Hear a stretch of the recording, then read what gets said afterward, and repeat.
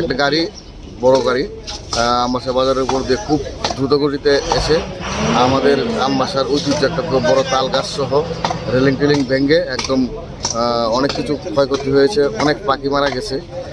হয়তো মানুষ যদি সামনে থাকতো মারা যেত। তো এটা খুব দ্রুত গতিতে আসার ফলেই এরকম ধরনের অ্যাক্সিডেন্ট হয়েছে। হয়তো গাড়ির ড্রাইভার ঘুমের ঘুরেই ছিল। হ্যাঁ, এত সকালবেলা এইভাবে গাড়ি চালানো ঠিক হয়েছে না।